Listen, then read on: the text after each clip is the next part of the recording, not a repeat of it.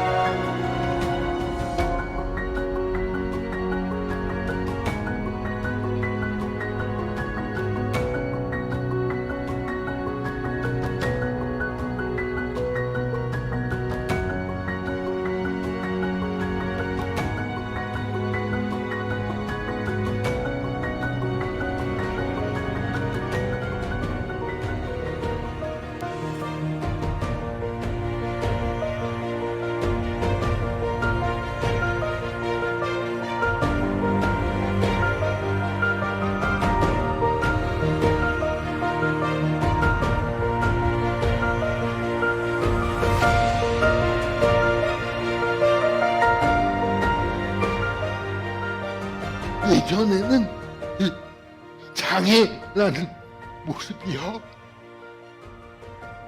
말 그대로 장애였어요. 그러니까 내 인생을 가로막는 장애. 내가 하고 싶어도 못하게 만드는 장애. 이 장애가 그 장애였는데요, 예수님을 만나고 달라지게 보려면 이 장애에 대한 관점이 바뀌었어요. 말씀해 보니까 하나님은 약한 자를 들어 강한 자를 부끄럽게 하신다. 그래서 너무 감사해서, 하나님, 내 가장 약한 부분이 이 장애라는 부분인데, 하나님 이 장애를 써주세요. 하나님, 그 장애가 이제 더 이상 나에게 장애가 아니라 하나님의 영광을 드러내는 도구로 하나님의 교회와 또 가정을 이롭게 하는 능력의 은사로 사용되게 하여 주옵소서.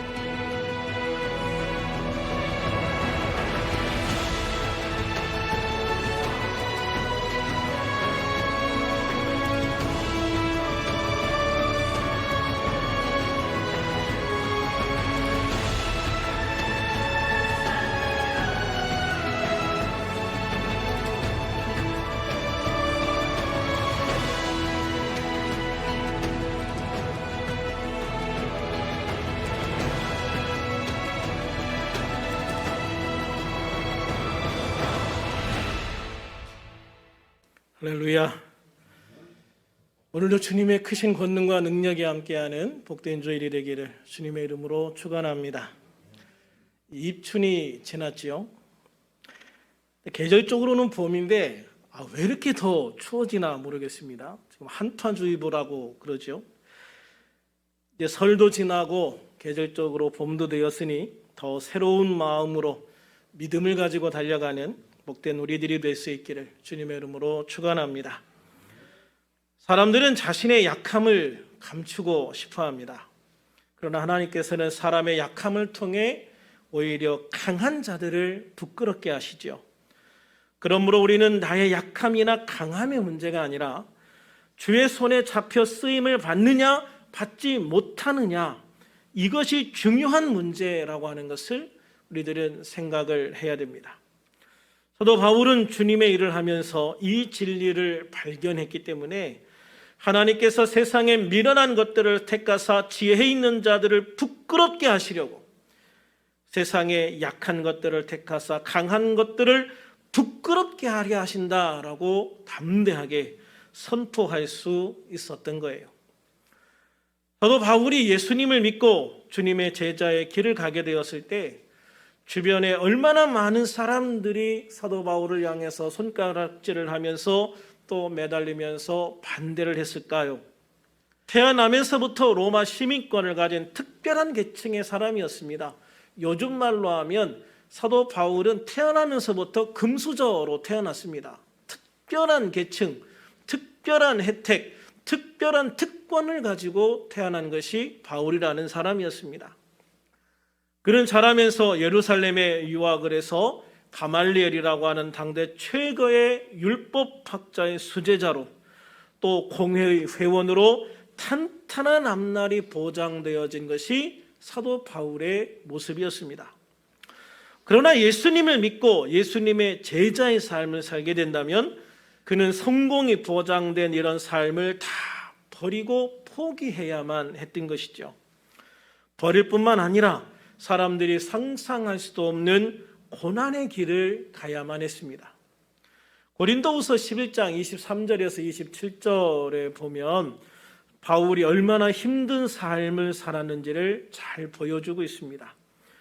내가 수고를 넘치도록 하고 옥에 갇히기도 더 많이 하고 매도 수없이 맞고 여러 번 죽을 뻔하였으니 유대인들에게 40에 하나 감암내를 5번 맞았으며 3번 태장으로 맞고 1번 돌로 맞고 3번 파선하고 일주야를 깊은 바다에서 지냈으며 여러 번 여행하면서 강의 위험과 강도의 위험과 동족의 위험과 이방인의 위험과 시내의 위험과 광야의 위험과 바다의 위험과 거짓 형제 중에 위험을 당하고 또 수고하며 애쓰고 여러 번 자지 못하고 줄이며 목마르고 여러 번 굶고 춥고 헐벗었노라.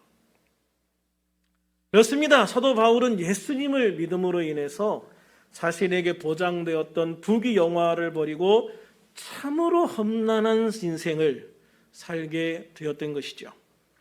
그러나 바울은 사람들에게 어리석게 보이는 이러한 삶이 사실은 가장 가치 있고 고귀한 삶이었다라고 고백하고 있는 겁니다.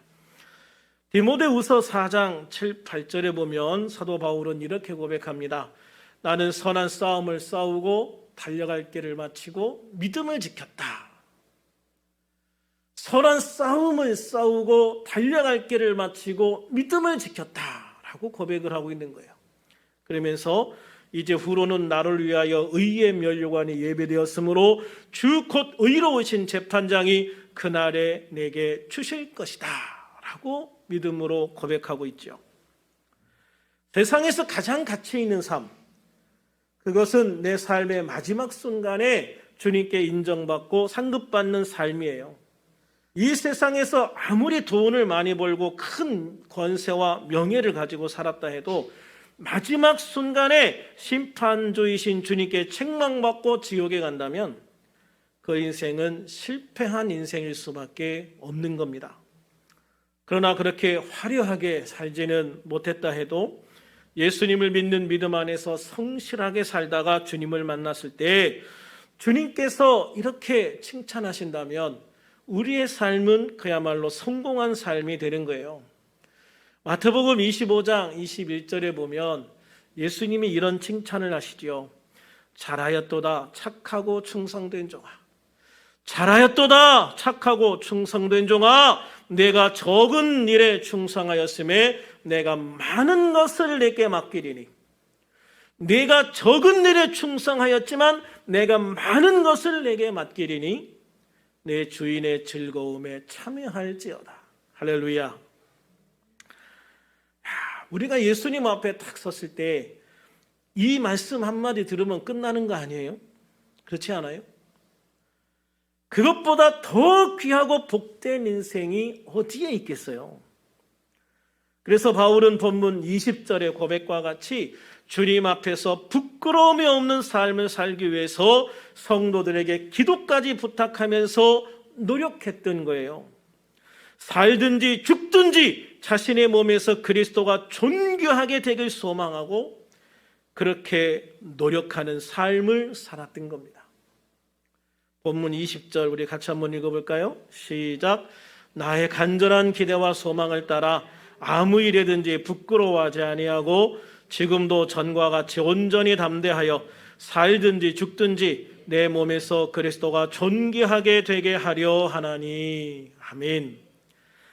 바울은 이미 자신이 가장 가치 있는 삶을 살고 있다는 것을 알고 있었고 또 확신하고 있었기 때문에 오직 바라는 것은 자신이 부끄러움 없이 주님 앞에 서는 것과 자신의 몸을 통해서 그리스도가 존귀하게 되기를 바라는 마음뿐이다 라고 고백하고 있는 거예요.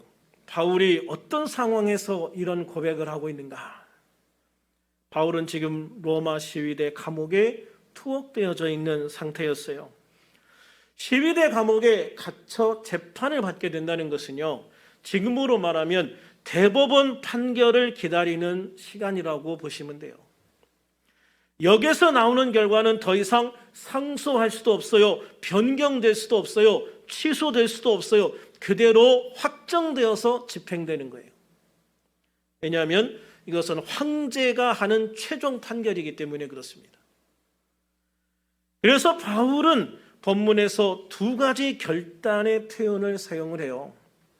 한 가지는 재판에서 무죄가 확정되어 석방되어지면 자유로운 상태에서 복음을 증거함으로써 그리스도를 존귀하게 할 것이고, 또 다른 한 가지는 사형이 선고되었을 때 순교를 통해 그리스도를 존귀하게 하겠다라고 하는 믿음의 고백이고 선포인 거죠. 결국 사도 바울은 사나 죽으나 자신을 통해 예수 그리스도가 존귀하게 되면 자신은 그야말로 아무런 여한이 없다. 내가 살든지 죽든지 나를 통해서 예수 그리스도가 존귀하게 되어지면 나는 나의 삶에 아무런 여한이 없다라고 고백하고 있는 거예요. 그래서 고백할 수 있는 것이 본문 21절이에요. 같이 읽어볼까요? 시작. 이는 내게 사는 것이 그리스도니 죽는 것도 유익함이라. 아멘. 바울이 내게 사는 것이 그리스도라고 고백하는 말은 자신의 삶 전체가 그리스도의 것이다. 나의 삶 전체가 예수님의 것이다 라고 고백하고 있는 거예요. 바울은 이런 믿음을 갈라디아 2장 20절에서 기가 막히게 고백하고 있습니다. 같이 한번 읽어볼까요? 시작. 내가 그리스도와 함께 십자가에 못 박혔나니 그런즉 이제는 내가 사는 것이 아니요 오직 내 안에 그리스도께서 사시는 것이라. 이제 내가 육체 가운데 사는 것은 나를 사랑하사 나를 위하여 자기 자신을 버리신 하나님의 아들을 믿는 믿음 안에서 사는 것이라. 나는 이제 그리스도와 함께 십자가에 못 박혔다는 거예요. 내가 예수님을 믿는 순간 나는 영적으로 주님과 함께 십자가에 못 박혀 죽은 거예요. 그래서 나는 이제 죄를 지었던 옛사람은 십자가에 못 박혀 죽었어요. 그래서 지금 사는 것은 내가 사는 것이 아니고 내 안에 그리스도께서, 내 안에 계신 예수님께서 사시는 것이다. 이 말은 예수님이 내 안에 온전한 주인이 되어서 주님을 통해서 내가 사는 것이다 라고 고백하고 있는 것이죠. 그래서 내가 육체 가운데 사는 것은 나를 사랑하사 나를 위하여 자기 자신을 버리신 하나님의 아들을 믿는 믿음 안에서 사는 것이다. 내가 사는 것은 믿음 때문에 사는 것이다. 할렐루야. 바울의 이 고백은 이제 나는 온전히 그리스도의 것이다. 이제 나는 온전히 예수님의 것이다 라는 고백이요 온전한 선포인 겁니다. 그러니 살아서 복음을 전하는 것도 하나님께 영광을 돌리는 것이고, 순교를 당해서 천국에서 순교자의 상을 받는 것은 더 큰 영광이 되어지는 것이다 라고 하는 것이죠. 우리에게도 이런 고백이 필요하지요. 우리가 예수님을 믿고 구원받았다는 확신이 있다면 우리는 하나님의 백성이 된 거예요. 하나님의 자녀가 되어진 것입니다. 그리고 그리스도의 것, 예수님의 것이 되어진 거예요. 이런 고백을 할 수 있는 사람은요, 세상을 겁내지 않아요. 두려워할 필요가 없어요. 하나님이 우리 아버지이시기 때문입니다. 그러므로 우리는 하나님의 백성, 하나님의 자녀로서 올바른 선택과 결정을 할 수 있는 그런 사람이 되어야 되는 거예요.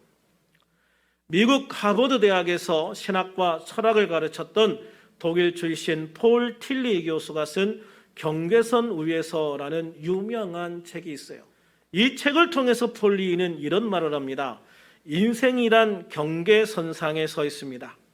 현실과 상상 사이에 서 있고, 이론과 실제 사이에 서 있고, 타율과 자율 사이에 서 있고, 교회와 사회 사이에 서 있습니다. 이런 경계선상에서 하나님께서는 끊임없이 우리에게 바른 결단을 내리도록 요구하고 계십니다. 그래요. 우리 인생은 경계선 위에 있는 인생과 같아요. 경계선에서 어디를 선택할 것인가? 우리는 끊임없는 바른 선택, 바른 결정을 통해서 뭔가 하나를 선택하고 결정해야 된다고 하는 것이죠. 그게 우리 인생이에요. 그래서 우리는 하루에도 수많은 선택과 결정을 하면서 살아가야 돼요. 아침에 내가 일어날 건가 더 누울 건가부터 해서,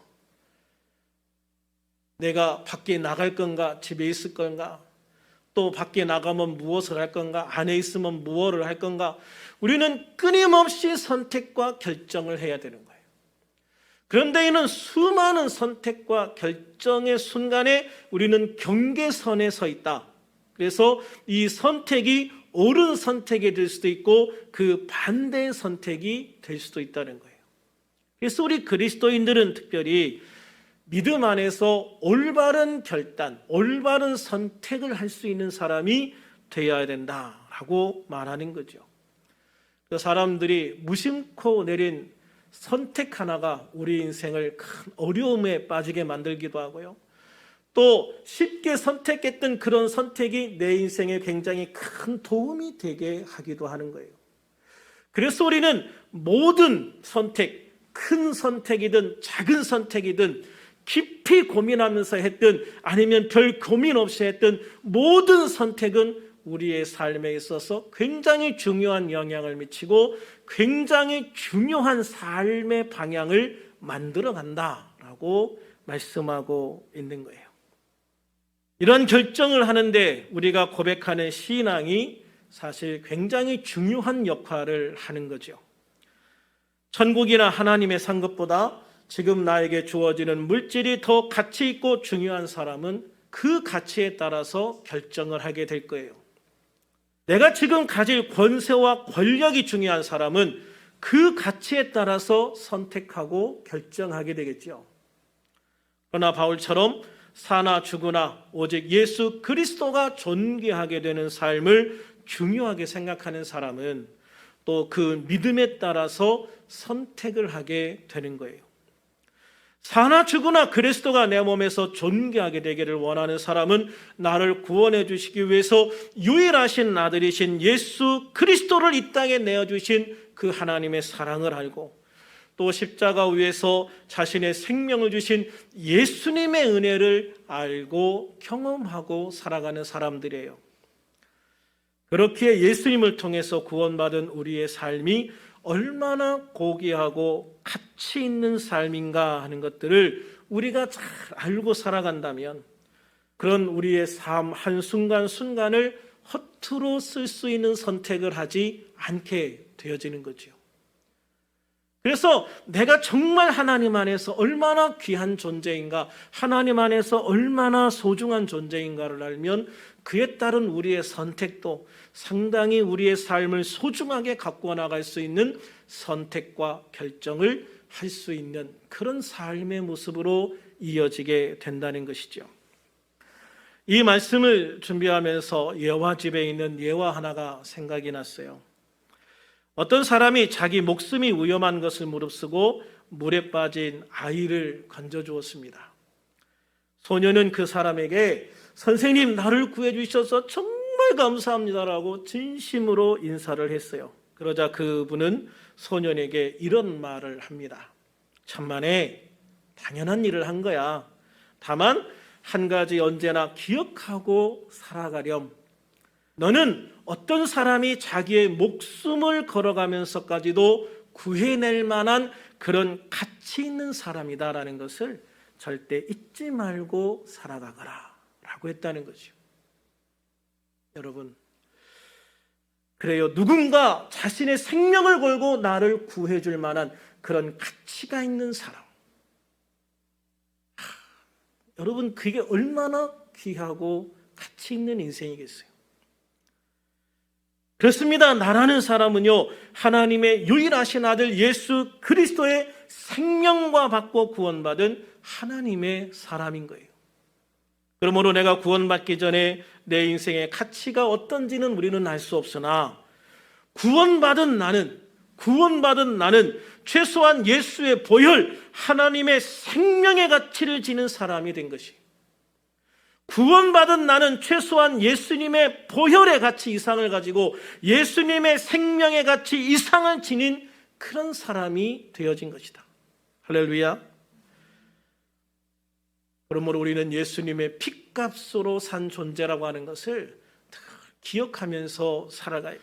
그렇게 우리들은 세상에서 그 어떤 재물이나 권세나 명예보다 더 귀한 하나님의 백성임을 우리는 늘 기억하시기를 주님의 이름으로 축원합니다. 전에 이동원 목사님이 설교 중에 아들의 죽음과 관련된 간증을 하신 적이 있어요. 이동원 목사님의 큰아들은 2020년에 암으로 세상을 떠났습니다. 아들이 추병 중일 때 이동원 목사님은 바쁜 일정 가운데서도 아들을 만나야 되겠다, 아들을 봐야 되겠다라는 마음으로 미국 LA로 건너가죠. 그곳에서 베트남 쌀국수를 사가지고 집에 있는 작은 정원 테이블에 앉아서 함께 먹는 중에 이동원 목사님은 비통한 마음으로 아들에게 이렇게 말을 해요.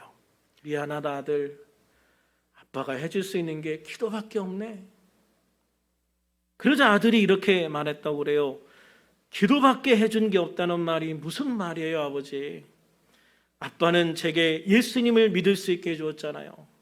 그리고 우리에게 예수님을 믿는 가정을 보여주셨잖아요. 저는 이동원 목사님의 간증을 들을 때 참 눈물이 나더라고요. 그 아버지의 마음도 이해가 되고 아들의 마음도 이해가 되는 거예요. 사실 저도 우리 아들들에게 해준 게 별로 없어요. 집도 없고 결혼한다고 해도 뭐 작은 집 하나 전세로 얻어줄 돈도 없습니다. 사람들이 뭐 몇 천만 원, 몇 억을 너무 쉽게 이야기할 때 자괴감이 들기도 해요. 우리 집에서도, 아내 집에서도 유산으로 물려받을 것이 없었어요. 어떤 사람은 어떤 친구는 아버지에게 몇십억을 유산으로 받았다라는 말을 할 때 되게 좀 부럽기도 하고 사실 그런 자괴감이 들기도 하고 그러더라고요. 전에 친구가 아들을 위해서 5천만 원짜리 차를 사줬다고 말하는데 야, 나는 우리 아들한테 그 흔한 경차 하나 사줄 돈이 없네 라는 생각을 하면서 참 서글픈 생각이 들기도 했던 기억이 있어요. 그래도 우리 아들들이 아빠 편이라고 말해주는 게 너무 감사하고 힘이 나요.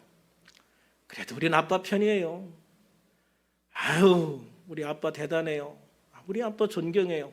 이런 말을 들을 때 너무 감사하고 힘이 나는 거예요.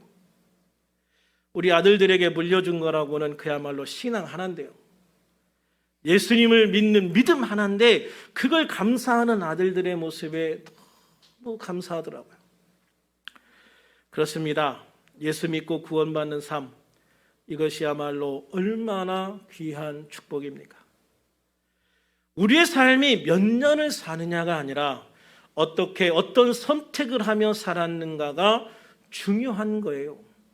내가 예수님을 선택했고, 내가 예수님을 믿는 삶을 선택했고, 내가 예수님으로 인한 소망을 선택을 했다면 우리 인생은 그 어떤 모습이었던 가장 성공한 삶이라는 것을 믿으시기를 바랍니다.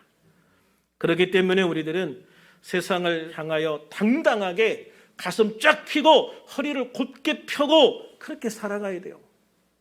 사람들의 말이나 평판에 주눅들 필요가 없어요. 돈이 좀 없어도 괜찮습니다. 권세가 좀 없으면 어떻습니까, 여러분? 우리는 하나님의 백성이고 하나님의 자녀인데 말이죠. 그러므로 이렇게 가치 있는 나의 삶의 시간들을 헛된 것으로 허비하는 삶을 살면 안 되지 않겠어요? 그래서 우리들은 어떻게 하면 나를 구원하시기 위해 자신의 생명을 주신 주님 앞에 영광 돌릴 수 있는 그런 삶을 선택할 것인가, 그런 결정을 할 것인가를 늘 생각하며 살아가야 되는 거예요. 더욱이 우리에게는 60년, 70년, 80년, 90년, 100년 살고 끝나는 인생이 아니라 영원한 생명을 살아가는 하나님의 백성이잖아요. 그러니 그 영원한 삶을 주님 안에서 어떤 칭찬과 상급을 받으면서 살아갈 것인가, 이걸 생각하지 않을 수가 없는 거예요.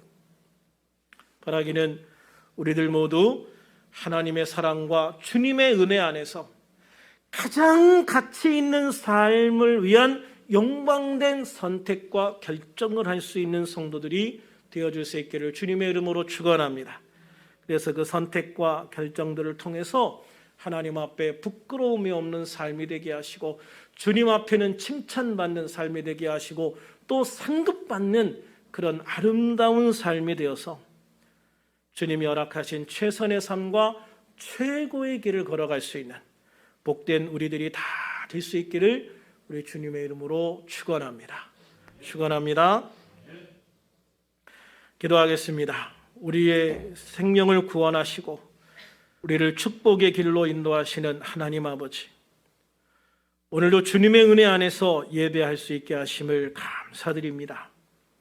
우리들이 살아가면서 사도 바울처럼 주님 앞에 부끄러움 없는 삶을 살게 하시고, 주님의 사랑과 은혜를 생각하며 주님의 영광을 위해 선택하는 삶을 살게 하여 주시옵소서. 우리의 삶이 주님이 축복하실 아름다운 삶이 되게 하여 주시옵소서. 우리의 삶이 주님을 존귀하게 하는 삶이 되게 하여 주시옵소서. 현재 코로나 확진자들이 4만 명에 가까울 정도로 폭발적으로 늘어나고 있습니다. 그럼에도 주님을 예배하는 우리의 의지가 꺾이지 않게 하시고, 또한 코로나로부터 안전할 수 있도록 지켜주시옵소서.